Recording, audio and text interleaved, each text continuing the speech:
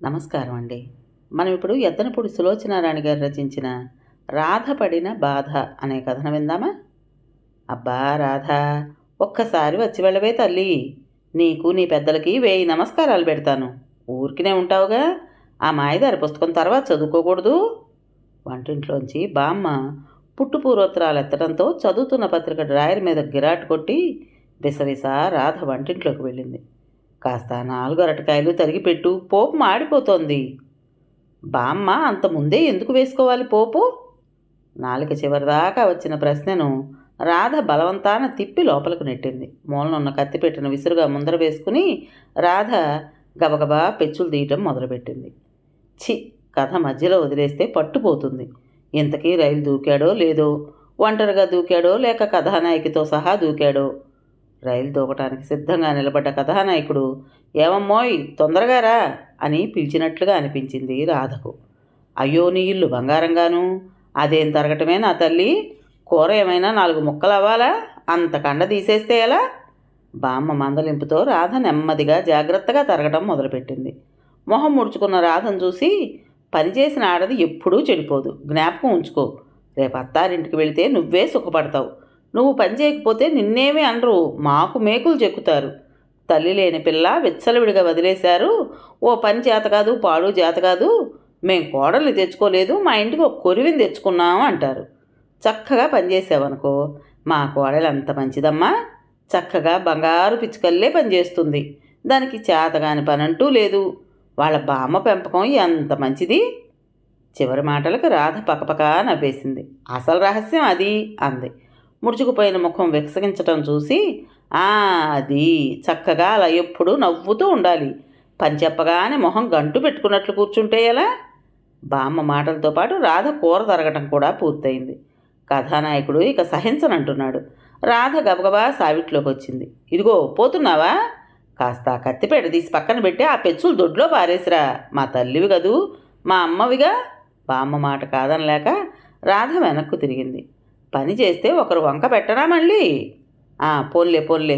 అవునులే, మా బంగారు కొండలా పనిచేస్తావు నువ్వు. కృష్ణమూర్తి లాంటి మూడొస్తాళ్లే తప్పకుండా. రాధ చేతులు తుడుచుకుని గబగబా వచ్చి డ్రాయర్ ముందు కుర్చీలో కూలబడింది. పత్రికను విసురుగా పడేయటం మూలాన పేజీలు కలిసిపోయినాయి. ఇంకా తీరుబడిగా చదవచ్చనే ఉద్దేశంతో రాధ పేజీలు తిప్పసాగింది. రాధా రాధా పైనుంచి వాసు ఇల్లు అదిరిపోయేటట్లు కేకలు పెట్టడం మొదలెట్టాడు. రాధకు ఒళ్ళు మండిపోయింది. యువతల కథానాయకుడు లాభం లేదమ్మాయి అంటున్నాడు. అయినా తప్పలేదు. పత్రికను చేత్తో పుచ్చుకునే రాధ మెట్ల దగ్గరకు వెళ్ళింది. అప్పటికే వాసు మెట్లపైకి వచ్చి నుంచున్నాడు. ఓ రాధమ్మ తల్లి, ఏ మధురానగర్లో ఉన్నావు? అరగంట నుంచి ఆపకుండా పిలుస్తున్నాను, గొంతు పగిలిపోతోంది.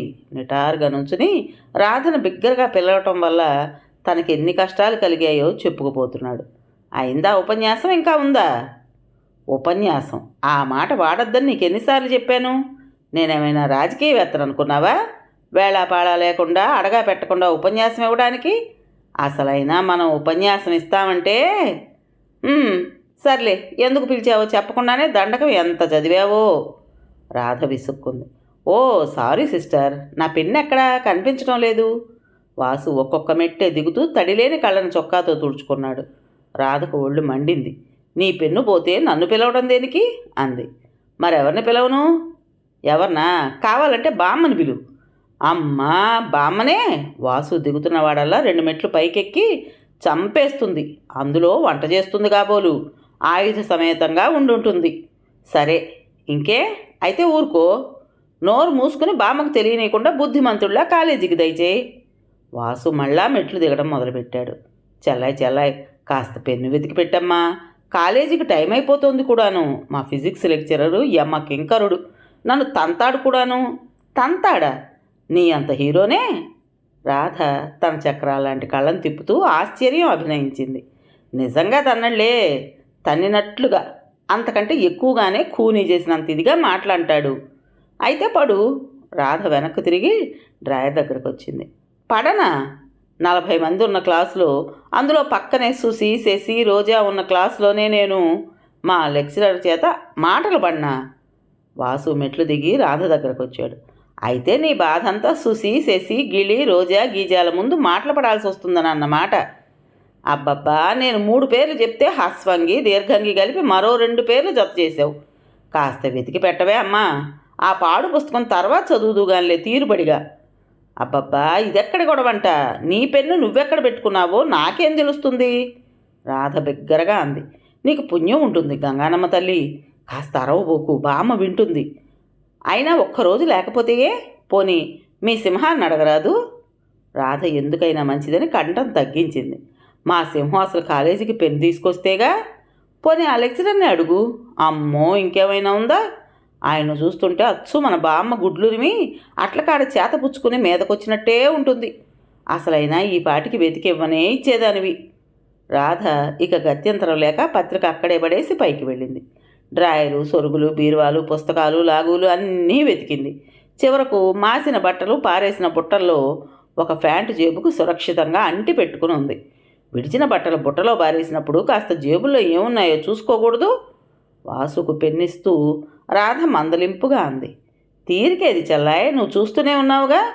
అయినా నాకు తెలియక అడుగుతాను, నువ్వు ఊరికే ఉంటావు కదా, కాస్త నా విషయం చూడకూడదు? ఆడపిల్లలకు చదువు కావాలో అని మా మగవాళ్ళు గోల పెట్టి చెప్పించేది ఎందుకు? అన్నానికి రారా వాసు అన్న బామ్మ పిలుపుతో వాసు నోటికి తాళం పడ్డది. ఎదురు మేకులు చెక్కడం అంటే ఇదే కాబోలు అనుకుంది రాధ. డ్రాయర్ ముందు కూలబడి పత్రిక తెరిచింది. గంట నుంచి నీకోసం వెయిట్ చేస్తున్నా అన్నాడు కథానాయకుడు. రాధ కథ మొదలు పెట్టబోయేసరికి అమ్మాయి రాధ పూజామందిరంలోంచి మామయ్య పిలుపు వినిపించింది. చచ్చాంరా భగవంతుడా అనుకుని మరో పిలుపు పిలిపించుకోకుండానే రాధ పూజామందిరంలోకి వెళ్ళింది. ఇక్కడ పూలేవమ్మా? అబ్బా తల్లి, కాస్త నా సంగతి చూడవమ్మా అని ఎన్నిసార్లు చెప్పాను. ఇలాంటి వాళ్లకు ఎదురు చెప్పకూడదని రాధ అనుభవంతో నేర్చుకుంది. మౌనంగా పూలు కోసుకొచ్చి అక్కడ పెట్టింది. అయ్యో, ఇవాళ మరీ తక్కువ పూసేయే. అవును మరి, పాపం వాటికి నీళ్లు నిప్పులు ఉంటేగా. చూడు రాధ, చెప్తున్నానని మామయ్య మీద కోపగించుకోకుసుమా. కాస్త చెట్ల సంగతి చూడకూడదు? ఊరికినే ఉంటావుగా తల్లి. చెట్లను జాగ్రత్తగా చూడటం వల్ల ఎన్ని లాభాలో చూడు. 1, ఊరికే కూర్చుంటున్న నీ శరీరానికి చక్కని వ్యాయామం. 2, అది కూడా ఒక కళే. అంటే మనం శరీరానికి వ్యాయామం ఇచ్చుకోవడమే కాకుండా ఒక విధంగా కళని పోషించడం. 3, పూలు మనం డబ్బు పెట్టి కొనుక్కోవాలంటే సాధ్యమా? మామయ్య పూజ మాట మర్చిపోయి ఉపన్యాసం దంచుతున్నాడు. రాధ ఇంకా నిలబడలేక వెనక్కి తిరిగింది. వెళుతున్నావా? నాకు తెలుసులే, ఇవి నీకు రుచించవని. పోనీలే కానీ 10 గంటలు దాటినట్టుంది. మీ అత్తయ్యకు మందుకు టైం అయినట్టుంది. మర్చిపోకుండా మందుతో పాటు నారింజ రసం కూడా ఇవ్వు తల్లి. మామయ్య పూజకు ఉపక్రమించాడు. వింత వ్యక్తులు అనుకుంది రాధ. కథలో నాయకుడు బొంగమూతి పెట్టి కూర్చున్నాడు. అయినా తప్పదనుకుంది రాధ. మేనత్త గదిలోకి వెళ్ళింది. రాధ ఇచ్చిన నారింజ రసం గ్లాస్ తీసుకుంటూ ముక్కుతూ మూలుగుతూ, కాస్త ఆ పిల్లలు ఎక్కడికి పోయారో చూడు తల్లి, మరీ బడుద్దాయిల్లాగా తిరుగుతున్నారు. మట్టిలో కొట్టుకుంటున్నారో ఏమి ఏడుస్తున్నారో. కాస్త పిలిచి నీళ్లు పోసి అన్నం పెట్టించు తల్లి. అమ్మ మడిగట్టుకున్నట్టుంది. కాస్త వాళ్ళని చూడమ్మా. మీ మామయ్య ఉన్నారన్న మాటే గాని. ఆయాసంతో మూలుగుతూ అత్తయ్య వెనక్కు వాలింది. తల క్రింద దిండు సరిచేసి శాలువ కంఠం దాకా కప్పి తలుపులు జారవేసి రాధ యువతలకు వచ్చింది. ఇప్పుడైనా రావమ్మా మహాతల్లి అని కథానాయకుడు విసుక్కున్నాడు. అత్తయ్య అంటూ బాబు పాప దగ్గరకు వచ్చారు. కథానాయకుడు వంక జాలిగా చూసి రాధ దొడ్లోకి వెళ్ళిపోయింది. పిల్లల పని అయిపోయిన తర్వాత యువతలకు వస్తుండగా తండ్రి ఆఫీస్కు వెళ్ళబోతూ లోపలికొచ్చి అమ్మా రాధా అని పిలవడంతో రాధ సావిట్లోకి వచ్చింది. చూడు తల్లి, నీ రాత ఎంతో బాగుంటుంది.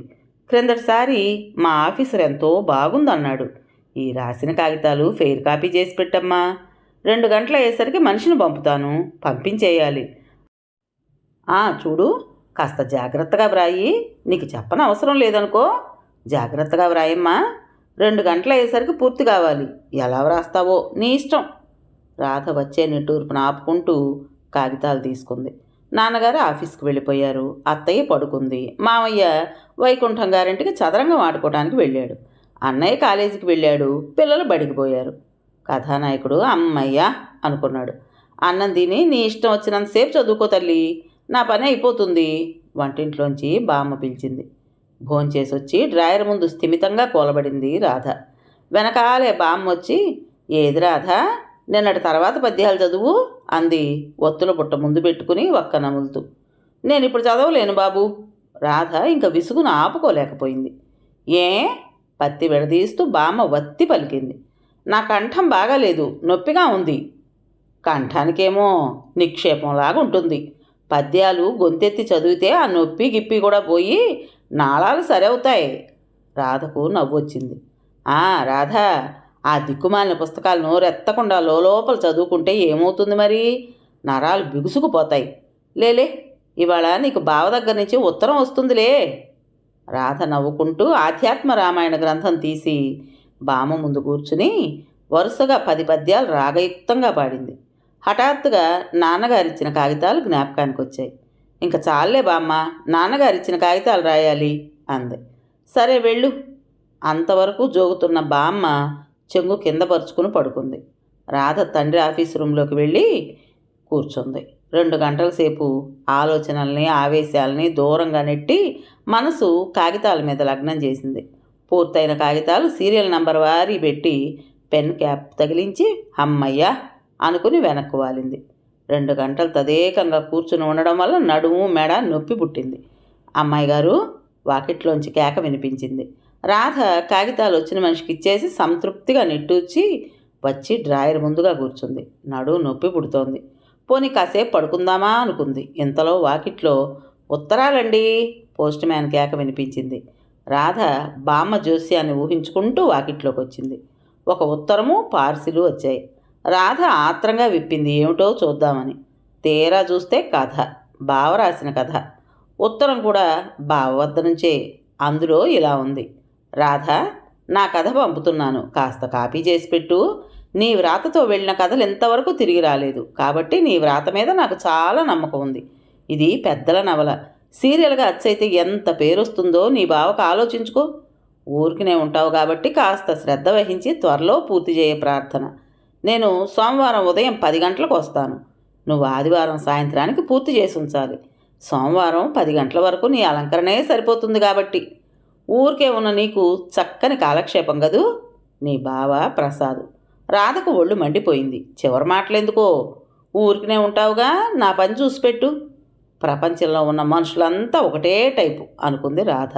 ఆలోచనలో ఉన్న రాధకు హఠాత్తుగా కథానాయకుడి కేక వినిపించింది. రాధ పత్రిక తెరిచింది.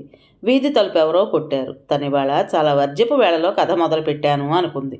లేచి వెళ్ళి తలుపు తీసింది. ఎవరో ఒక ఆవిడను రాధ ఎన్నడూ చూడలేదు. కనకమ్మ గారు ఉన్నారా అంటూ రాధ సమాధానం చెప్పకముందే లోపలికి వచ్చేసింది.